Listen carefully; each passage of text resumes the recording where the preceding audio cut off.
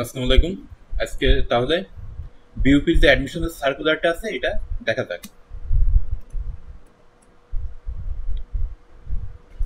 BUP যে ইউনিভার্সিটিটা আছে আমরা এটা নিয়ে খুবই কম জানি।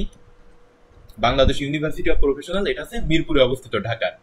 তো যারা ঢাকায় পড়াশোনা করতে চায় তাদের জন্য একটা বেশ ভালো জায়গা, আর এটা অনেকে চেনে না, এজন্য অনেকে আবেদনও করে না, এমন হয়ে থাকে বিউপির ক্ষেত্রে। যদিও বর্তমানে এটা কিন্তু বেশ famous. Bangladesh university of professionals BUP বাংলাদেশের 31তম পাবলিক ইউনিভার্সিটি। আর এটা হচ্ছে 2008 সালে প্রতিষ্ঠা হয়। এটা হচ্ছে সেনাবাহিনী দ্বারা পরিচালিত। আর এর টোটাল ক্যাম্পাস এরিয়া হচ্ছে 56 একর। তাইলে এটা হচ্ছে 56 একরের একটা ইউনিভার্সিটি। তো বিউপি হচ্ছে 56 একর, আর আমরা করি খুলনা ইউনিভার্সিটিতে, সেটা হচ্ছে 106 একর। তো এই 106 একর তাহলে হিসাবে কিন্তু খুলনা ইউনিভার্সিটির বেশ ক্যাম্পাসটা কিন্তু বেশ ছোট লাগে। হ্যাঁ, ক্যাম্পাসটা বেশ ছোট লাগে। তার মধ্যে আবার বিউপি হচ্ছে মাত্র 56 একর। তবে এর সৌন্দর্য খুবই সুন্দর, মানে খুবই পরিকল্পিত ভাবে তৈরি। তো তবে 56 একর ঢাকা হিসাবে। তো যাই হোক, আহ, এখানে কয়টা আমি ছবি দিয়েছি, সে ছবিগুলো হয়তো একটু বিলার আছে, সমস্যা নেই। এই ভিডিওর শেষে আমরা লাস্টে একটা ভ্লগ দেখে নিব, যে কারো মানে সুন্দর করে তৈরি করেছে এমন একটা ভ্লগ দেখে নেবো ইউনিভার্সিটির উপর। এটা হচ্ছে তার ক্লাসরুম। আর এখানে দেখেন একটা ছোট্ট লেক দেখা যাচ্ছে পাশে, আর কি সুন্দর কয়টা বিল্ডিং দেখা যাচ্ছে উপরে। এখন যে প্রশ্নটা আমাদের শুরুতেই হয়ে থাকে, তো বেশিরভাগ কয়েকটা ইউনিভার্সিটিতে তো দেখা যায় সেকেন্ড টাইম নাই। হ্যাঁ, সেকেন্ড টাইম কয়েকটা ইউনিভার্সিটিতে নাই। তো এইখানে সেকেন্ড টাইম আর কি আছে? হ্যাঁ, আছে। তো এটা কিভাবে? এই 2023-24 যে সার্কুলারটা প্রকাশিত হয়েছিল ওইখানে দেখা গেছিল যে 2023 অথবা 22 অথবা 2021 অথবা 20 সালে মাধ্যমিক পরীক্ষায় উত্তীর্ণ হইতে হবে। এর অর্থ এখানে দাঁড়াচ্ছে যে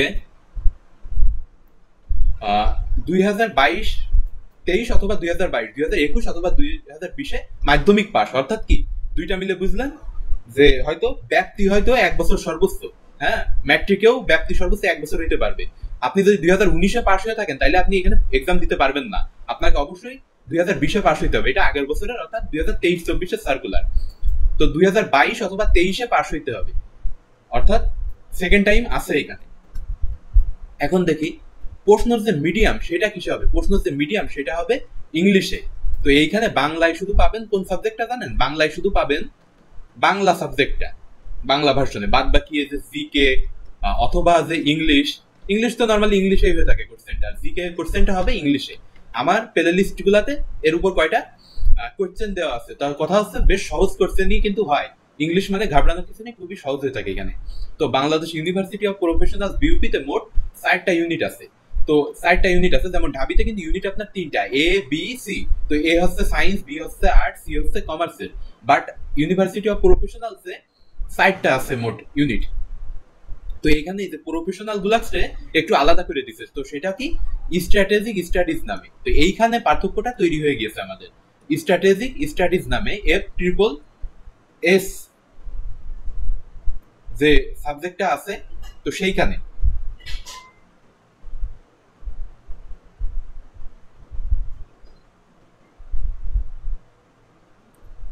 আর faculty of science and technology FST, এটা হচ্ছে সায়েন্সের স্টুডেন্টদের জন্য। আর faculty of science and social sciences FASS, যেটা মূলত কি আর্টসের সাবজেক্ট এখানে আপনারা পাবেন। হ্যাঁ, মানবিকের কিছু সাবজেক্ট পাওয়া যাবে, আর্টসের যে সাবজেক্টগুলো আছে তো সেইগুলো পাওয়া যাবে। এখন faculty of science and technology FST, এটাই সায়েন্সের স্টুডেন্টরা এক্সাম দিতে পারবে। এখন দেখি, আর এই যে স্ট্র্যাটেজিক স্টাডিজ এর ভিতরে এখানে আপনার ওই জার্নালিজম আছে, মানে প্রফেশনাল কিছু সাবজেক্ট আছে মানবিকের। জার্নালিজম পেয়ে যাবেন এর ভিতরে, ল পেয়ে যাবেন, তো এমন কিছু। তো এগুলার বিস্তারিত আমরা আরো দেখবো। তো faculty of arts and social সায়েন্সের ভিতরে আছে ইংরেজিতে 40 মার্ক হবে এক্সাম, সাধারণ জ্ঞান হবে 40 মার্ক, বাংলায় হবে 20 মার্ক, মোট মিলে এই যে 100 মার্ক। হ্যাঁ, মোট মিলে 100 মার্ক। এখন দেখে নি, তাহলে টোটাল মার্ক হচ্ছে 100 100 মার্কসের উপরে একটা এক্সাম হবে, আর এখানে নেগেটিভ মার্কিংও আছে। তো দেখি faculty of business studies FBS, এটা হচ্ছে কাদের? কমার্সের জন্য। হ্যাঁ, এটা কমার্সের জন্য। গণিতে 35, ইংরেজিতে 35, সাধারণ জ্ঞানে 30। Faculty of security and strategic studies, এখানে মার্ক আছে 40, সাধারণ জ্ঞানে 40, আর বাংলায়ও 40।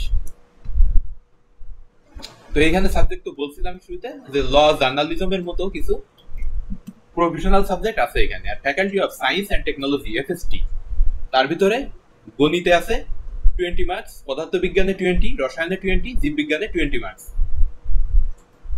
তো প্রতি ভুল উত্তরের জন্য এই ঢাবির মতোই 0.25 মার্ক কাটা যাবে। তো 4টা ভুলে মার্ক কত কাটা যাবে? 4টা ভুলে মার্ক কাটা যাবে 1 মার্ক। হ্যাঁ, 4টা ভুলে মোট 1 মার্ক কাটা যাবে।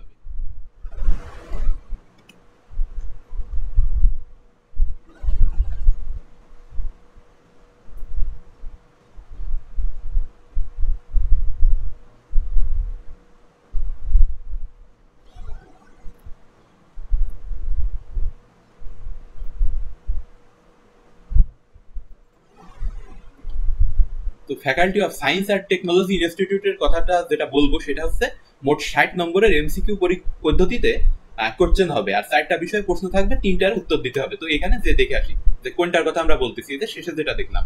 তো এইখানে তো মোট 4টা সাবজেক্ট। হ্যাঁ, 4টা সাবজেক্ট। তো এইখানে আপনি যে কোনো 3টার অ্যান্সার দিবেন, আর একটা হচ্ছে এখানে অপশনাল। এখানে একটা হচ্ছে আপনার অপশনাল।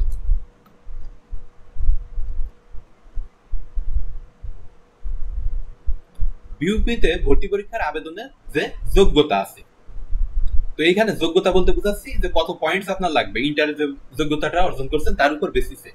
তো যে কোনো ইউনিট বা বিভাগে faculty of science and technology বিজ্ঞান বিভাগের শিক্ষার্থীদের সর্বোচ্চ হাইয়েস্ট মার্কটা লাগবে কত? সেটা হচ্ছে 9 পয়েন্ট লাগবে, একেবারে 9 পয়েন্ট। তো এটা হচ্ছে বিউপির যে মার্কস, সেটা দেখা যাচ্ছে যে সর্বোচ্চ। তো এইটার একটা সুবিধা অসুবিধা দুইটা আছে। তো সুবিধা কাদের জন্য? যাদের মার্ক বেশি। হ্যাঁ, যাদের মার্ক বেশি তাদের একটা সুবিধা এখানে, কারণ অনেকে তাহলে কম্পিটিটর একটু কম হবে, কারণ অনেকে দেখা যায় ইন্টারের রেজাল্ট খারাপ, বাট তাদের যে অ্যাডমিশনের প্রস্তুতি অনেক ভালো, তো সেক্ষেত্রে তারা এখানে বাদ যাবে।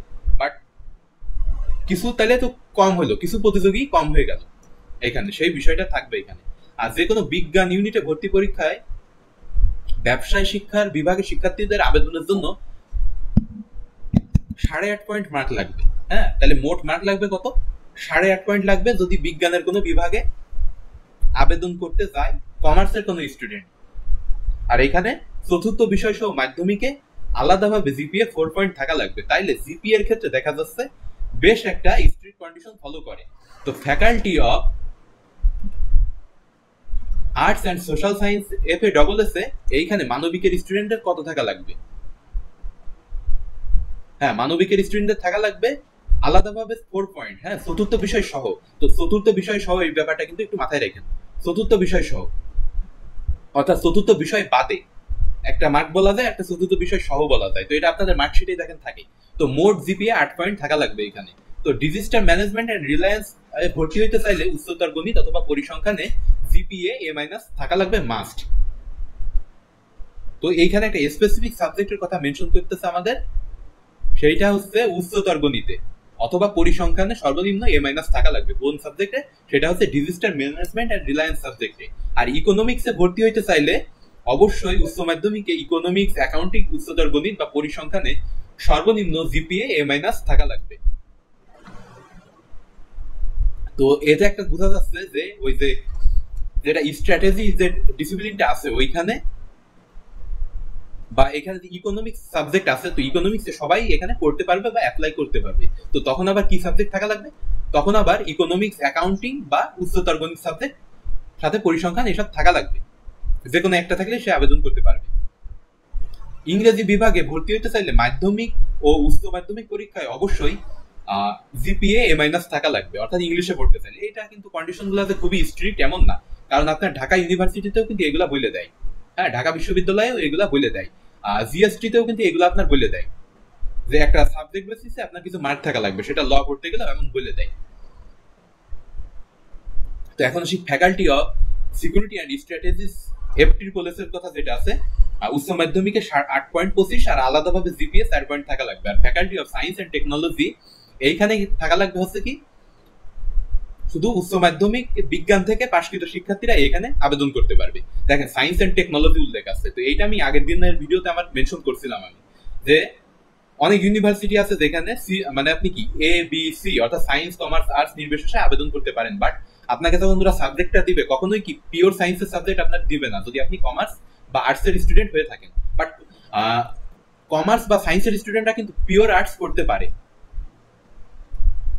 তো বলতে কি সায়েন্স এন্ড টেকনোলজি বা সিএসসি বা ট্রিপলি এই সাবজেক্টগুলো কিন্তু আপনার আর্টসের স্টুডেন্ট বা কমার্সের স্টুডেন্টদের দিবে না, কারণ এখানে কিন্তু তাদের রিকোয়ারমেন্ট হচ্ছে কি ফিজিক্স, আর ফিজিক্সের সাথে আপনার কিন্তু ম্যাথ, হায়ার ম্যাথ যে সাবজেক্টটা সেটার একটা মিক্সার থাকা লাগে। তো এটা জটিল কিছুই না। এখন দেখা যায় যে বিউপিতে মোট 4টা ইউনিটে 18টা বিষয়ে অনার্স বা স্নাতক করা হয়। এখন আমরা সেগুলো দেখে নিব। Faculty of arts and social সায়েন্সে কি কি আছে বিউপির, সেটা হচ্ছে BSS। তো সেটা কি ডেভেলপমেন্ট স্টাডিজ, হ্যাঁ, আর disaster management and reliance, economics, public administration, English. তো এটা কার faculty and arts and social সায়েন্সের ভিতরে। তার সাথে আছে সোশিওলজি আর বিজনেস স্টাডিজ FBS, অর্থাৎ সাবজেক্ট সংখ্যা কিন্তু খুব বেশি না এইখানে, যা বোঝা যাইতেছে। তো আরো আছে BB এর ভিতরে কি আছে, ইউনিট একটা শেষ করলাম কে বলছি, সেটা হচ্ছে FASS, faculty of arts and social sciences. এখন আসি FBS, হ্যাঁ, FBS যেটা আছে, তো FBS এ কি কি আছে? FBS এ জাস্ট 5টা সাবজেক্ট আছে। তো সেটা কি accounting and information system, finance and banking, marketing, management studies and general faculty of security and strategic, এই পর্যন্ত। তো BBA টা আছে, ম্যানেজমেন্ট স্টাডিজ আছে, জেনারেলটা আছে, আর মার্কেটিং আছে, ফিনান্স আছে, আর ব্যাংকিং আছে। মোট টোটাল 5টা সাবজেক্ট আছে। তো কমার্সের ক্ষেত্রে হ্যাঁ এটা খারাপ না, বেশ ঠিক আছে, এখানে 5টা সাবজেক্ট আছে, কারণ কমার্সের সাবজেক্ট একটু কমই হয়ে থাকে। তো এখানে এটা ওকে আছে। তো আর মোট 4টা। এবার আসি faculty of security and strategic studies সাবজেক্টের ক্ষেত্রে। তো এইখানে আছে কি ইন্টারন্যাশনাল রিলেশনস, মানে IR যে সাবজেক্ট আছে, তাই না, আন্তর্জাতিক সম্পর্ক। আর এখানে BSS আছে ম্যাস কমিউনিকেশন অ্যান্ড জার্নালিজম, যেটা বলছিলাম সাংবাদিকতা, যেটা হ্যাঁ সাংবাদিকতা বিভাগ যেটা, তো সেইটা এখানে আছে। আর BSS piece, conflict and right studies, human right studies. তো এটা অনেকটা ল এর মতো শোনাচ্ছে, এখানে কিছু হয়তো ইন্টারন্যাশনাল যে ম্যান্ডেট বা ল আছে, কনভেনশন আছে, সেগুলোর উপরে হয়তো পড়ানো হবে, আর কিছু জিকের বিষয়ের মতো কিছু আন্তর্জাতিক টপিকে হয়তো পড়ানো হবে মেইনলি। অনেকটা IR এর মতো বলা যেতে পারে এটা।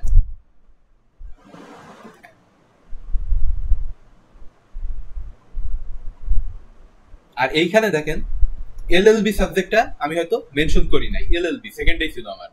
LLB মানে যেটা হচ্ছে ল সাবজেক্টে আছে, সেটাও এখানে আছে। তো সাইডটারে রাখছে এরা এই স্ট্র্যাটেজির উপরে। এখন আসি faculty of science and technology. Technology বলতে বোঝাচ্ছে পুরকৌশল যেটা, হ্যাঁ, মানে ইঞ্জিনিয়ারিং সাবজেক্ট। আর সায়েন্স তো বুঝেন বিজ্ঞান বিভাগের। তো এনভায়রনমেন্টাল সায়েন্স এটা সায়েন্সের সাবজেক্টে পড়ে। Information and communication engineering BICE, তো এটা কিন্তু ইঞ্জিনিয়ারিং সাবজেক্টে চলে আসলো, এটা টেকনোলজির ভিতরে চলে আসলো। আবার BSc in computer science and engineering এটাও। তো এখানে 3টা সাবজেক্ট আছে মাত্র সায়েন্সের। তো সাবজেক্ট সংখ্যা কিন্তু এখানে খুবই কম, শুধু আর্টসের ক্ষেত্রে কিছু এক্সট্রা সাবজেক্ট এখানে আছে। তো আমাদের আলোচনা হচ্ছে এখানে, তাহলে আমাদের টোটাল আলোচনা শেষ হয়েছে। আমরা এবার লাস্টে দেখে নিব একটা BUP ইউনিভার্সিটির উপর একটা সুন্দর ভ্লগ দেখে নিব, একটা সুন্দর